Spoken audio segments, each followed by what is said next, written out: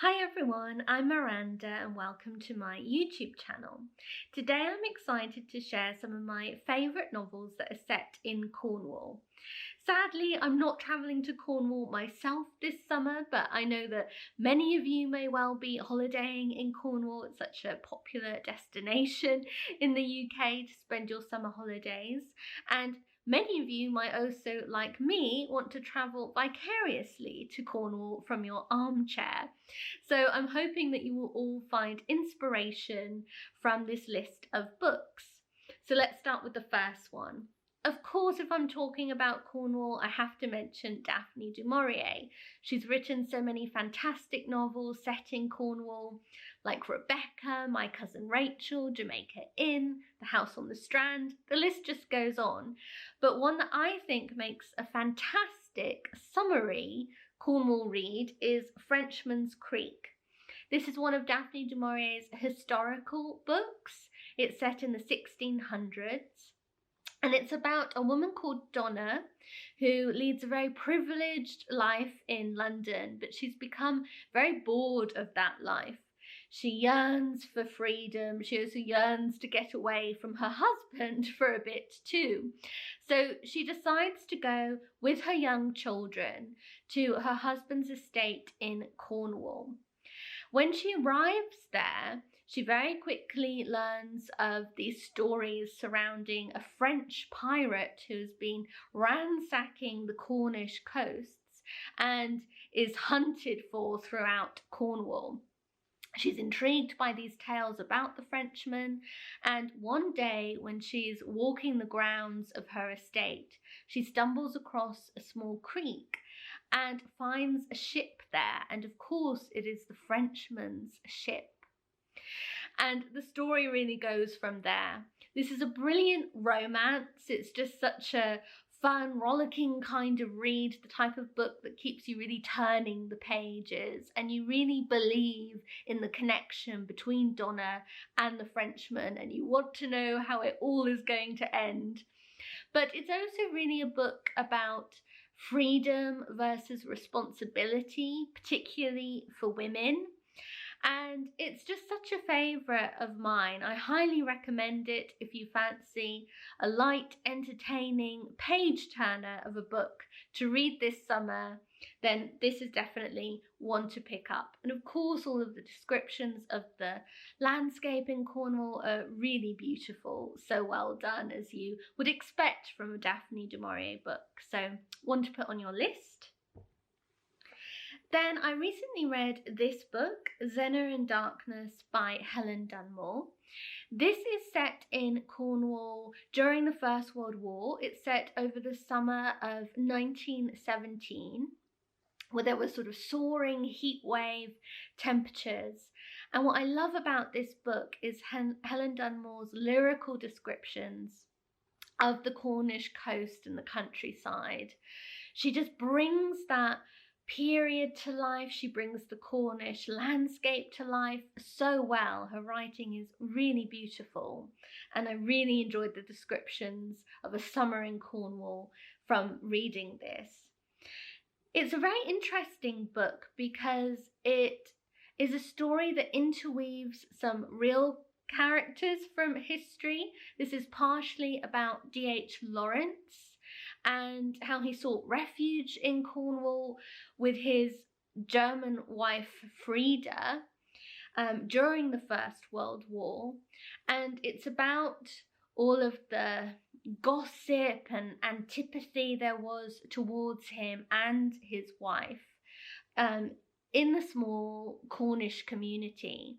But in Helen Dunmore's book, he befriends one young girl called Claire who dreams of becoming an artist. And in many ways, this book is more Claire's story than a story about D.H. Lawrence. But I think Helen Dunmore wrote D.H. Lawrence's character very convincingly. It's so interesting that she took this particular time in his life and wove a whole story around that as well. And her fictional characters seem just as real as D.H. Lawrence's character in this, which is brilliant. But predominantly this is a book about a young girl. It's a coming of age story. She falls in love, but the man she's in love with is a soldier who has to return to war. And although this is a book that is sun-filled, there's a lot of beautiful descriptions in it. It's a lovely summer read for that reason, but there is also a lot of darkness to this book, and the title, Zenner and Darkness, is very apt. The descriptions of the hot, glorious Cornwall are wonderful, but the war casts a definite shadow on this story as well. And it definitely is quite a sad book in many ways too, but it's the type of book that will really stay in your mind for a very long time. And it just captures a place and a period in history very, very well. It would make a really good book club choice, actually, because there's so much to talk about. There's a lot that you can really sort of draw out from this book, and very many different themes. Not a comfort book club choice. It won't be one I'll be choosing for my book club, because it's not a comfort read, but it is a very meaty kind of book that you can really talk about. So if that sounds something you'd like, then I recommend it. A few weeks ago, I read The Feast by Margaret Kennedy, another fantastic novel set in Cornwall, although it could be a bit unnerving to read if you're going to stay in a hotel in Cornwall, because this is a book that takes place over just a few days in August, where there are many guests staying at a hotel in Cornwall. And the book starts with the reader being told that the cliff overhanging this hotel has collapsed, killing many of the guests who are staying in the hotel. But as the reader, you don't know for sure who has survived and who has not. You know, there are some survivors, but you're not aware who. And then the story kind of goes back in time a few weeks and picks up with the arrival of these guests. And it's such a good page turner because you want to keep reading to know what's going to happen, who's actually going to survive this awful natural disaster. You really want your favourite characters to live, and there's so much tension. And Margaret Kennedy is an amazing writer. She just pulls you into this world. You get really caught up with these characters. And it's very interesting. The book it almost has that quality of a fable or something, because a lot of the characters who are these hotel guests, and one of them is the hotel proprietor, are based on the 7 deadly sins. So there are 7 characters you don't like at all, and they all personify in some way one of the deadly sins, like lust and greed, for instance. And she has written it so cleverly that at first you don't quite realise what she's done. And then you do, and you can see it, and it's really, really well done. The other characters don't actually represent necessarily the sort of heavenly virtues. They're very fleshed out, flawed characters in their own right, but they also have so much charm to them. They're all touched by humanity. You end up caring for them a great deal, and little romances form through the book, and you just start to really feel for some of these characters. So more and more you want to keep reading, you want things to work out for them, but you know that this awful disaster hangs over them all. So it's just such a good tactic for keeping you reading. I won't spoil the ending for you. You have to read it to find out what happens, but I highly recommend it. Such a different but really entertaining, really good book. And then I'm not going to talk too much about this one because this actually is my comfort book club pick for August, and that's China Court by Rumer Godden. But this is another brilliant book that is set in Cornwall. And it's one of those books where the house is really the central character. China Court tells the story of 5 generations of a family that have been born and brought up essentially in this one house. And it's such a lyrical read. The structure of the book follows the structure of the Book of Hours, the sort of prayers that monks would use throughout the day. And there's just something so soothing about the structure of the book, about the way it's written, which shows how much the past is always part of the present. I have lots to say about this that I want to save for the book club, so I won't talk too much about it now. But if you like the sort of stories where the house is very much a character in a book and you like sort of family sagas, then this would be one to try. This is a more modern story. It's also a YA story, but I really found it a fun, light read for summer, so I wanted to share it. It's called A Sky Painted Gold by Laura Wood. And even though it's a modern book, it is set in the late 1920s. And again, it's a coming of age story. It's about a young girl living in a small coastal village in Cornwall, and she dreams of escaping and of doing something a bit different with her life. Her elder sister has just got married, but she dreams of doing something more, but she's feeling stuck and doesn't know what to do.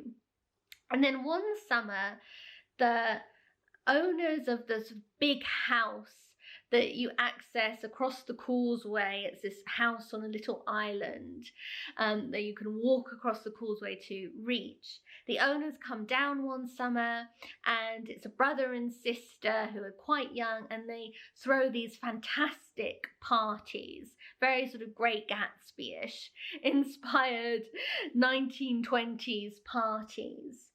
And the girl, I can't remember what her name is, Lou. When Lou wants to sort of spy on these parties and see how the other half live, and she does sneak in and look at a party she climbs a tree and looks down, but of course she's discovered by the young gentleman of the house, and they have this instant rapport together, but he's already engaged. Their meeting reminded me a lot of a meeting that might happen in a Georgette Hare type novel. That's definitely the sort of vibe, and that's a bit the vibe to this.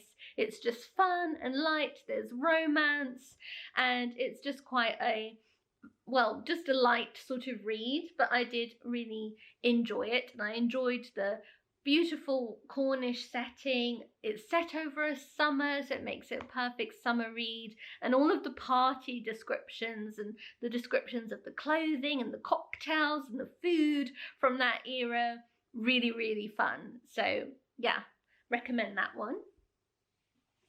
Something a bit darker, a bit more gothic is Bone China by Laura Purcell. And this is definitely a bit in the Daphne du Maurier vein. I think Laura Purcell was inspired by Daphne du Maurier. The start of this book is very reminiscent of the start of Jamaica Inn. It's a young woman travelling in a coach to Cornwall, and she sort of wants to start her life again once she reaches Cornwall. She has a lot of secrets that she's left behind in London. She's changed her name. And this young woman, Hester, is travelling to become a lady's companion to an old woman who's living in this big house right on a cliff in Cornwall. But the house is full of secrets. And this is set in the Georgian era, but it's a bit of a sort of time slip novel. It goes back and forth between 2 different eras and 2 different stories about 2 women, though, essentially, and their stories eventually interlink as well. You understand as you read the book how it all connects up. It's very gothic. It's quite a chilling read, and if you enjoy that type of book, then I think you would certainly want to pick this one up. It's quite a page turner as well, so quite a good one for the beach because of that too, but it's a lot more sort of spine tingling, blood curdling kind of book. And then, of course, I also adore Rosamund Pilcher. And I have to talk about her books on a video about my favourite Cornish reads. I've chosen Coming Home. I mean, I also love The Shell Seekers, for instance, and she's written so many wonderful novels that are set in Cornwall. But I wanted to choose Coming Home because I really love the Penzance setting in this book. I've been to Penzance myself. And I love the descriptions of Penzance. They talk about Lloyd's Bank, for instance, which is still standing in Penzance. So it's really lovely to have that sort of physical map in a way that I can follow a little bit still. And it's such a good book. It is a bit of a whopper, but it will make a wonderful summer read. This is set just before and then during World War II. Again, it's a coming-of-age story about a young girl who befriends another young girl who lives in the grand house just outside of Penzance. They become firm friends and end up almost growing up together in this house. And it's just another sort of family saga, another book where the home, the house is an integral part of the story, but it spans such a fascinating time in history as well. And again, it's just Rosamund Pilcher at her best, I think. This is really one of her best books and makes a wonderful read if you want to be transported to Cornwall. So I really do love that one. And then another favourite of mine is The Chamomile Lawn by Mary Wesley. This is set in both London and Cornwall, but it starts in Cornwall in August 1939, just before the start of World War II. And it's very much about that last summer of innocence. And the story follows 5 cousins who have always gathered together at this house in Cornwall. And you follow their lives through this last summer and then on to them becoming adults, how the war affects all of them as well, and what ends up happening to them all. And I love Mary Wesley's writing. She does remind me actually of Rosamund Pilcher a bit, and also of Elizabeth Jane Howard. I think if you like those authors, then definitely give Mary Wesley a try. This is probably her most famous book, I would say, and it's very, very good. So another one I really recommend. And then I do have a few books too that I have on my Kindle or on my audiobook, so I'll just on my Audible, so I'll just put their pictures up here so you can see them as well. But there's an Agatha Christie book that's a favourite of mine that's set in Cornwall, and that's Peril at End House. I always think an Agatha Christie makes a great summer read. That's just my sort of ideal, lying on a beach, reading an Agatha Christie. Yeah, that's my ideal kind of summer read. Peril at End House is a very, very good mystery of hers. I can't sort of say too much about it or I might give it away. But it's about a young woman who, again, owns this sort of incredible house that's falling apart a bit. It's on the cliffs of Cornwall, but it appears that someone wants to murder her. Fortunately, Hercule Poirot is on hand to help her and to sort everything out, but it's a really good read. There are a few really good twists actually to that mystery. It's one of my favourites, so if you haven't read it, I really recommend it, and good for your Cornwall reading list for sure. Of course, there are the Poldark books. I haven't read one for ages, actually. I think I read the first in the series again, Poldark, when the TV series first came out.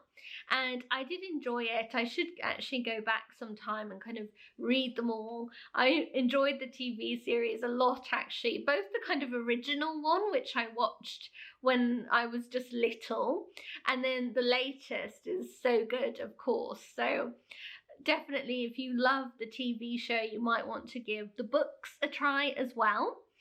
And then another book that I enjoyed, and that is a bit different, it shows a different side to Cornwall, and that's The Golden Rule by Amanda Craig. And it starts in a very strangers on a train type of way. Two women are travelling to Cornwall. Both are furious with their awful ex-husbands, and half drunkenly, half in earnest, they have a conversation together where they decide that they are each going to kill each other's ex-husband. And the story sort of goes from there.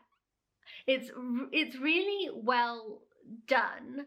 No murder actually ends up happening, but what I find really interesting about this book is how much Amanda Craig has written about the other side to Cornwall, not the holiday sort of side, but the other side that you see of some of the poverty that is part of Cornwall now, and of how much of the real estate is being bought up from people who use it for second holiday homes, for instance. So she's written very well about some of those harder topics that are relevant today. But there's also a nice love story that goes through this. There's of course a bit of mystery as well. Not all of the characters are quite how they say they are. And there are some brilliant descriptions of clothes in this book too. The heroine gets this gorgeous Dior dress that she wears to a party in Cornwall, and she's never worn a dress like it before, and it's just so lovingly detailed and described. That was a real favourite scene of mine from this book. But anyway, those are my recommendations. If you fancy a bit of reading that will transport you to Cornwall, I'd love to know if you've read any of these books, if you enjoyed them, or if you've read any other novels that are set in Cornwall that you think I might enjoy. Please do share them, because I'd love to get your recommendations too. But thank you so much for watching. Let me know too if you are off to Cornwall or if you have ever been to Cornwall, if you love it, or if you're going to just enjoy travelling from your armchair like I am. But yes, thank you so much for watching. Do give this video a thumbs up if you enjoyed it, and you can subscribe to my channel by clicking on my face that pops up on the screen over here. But I'll see you again very soon with another video. Goodbye.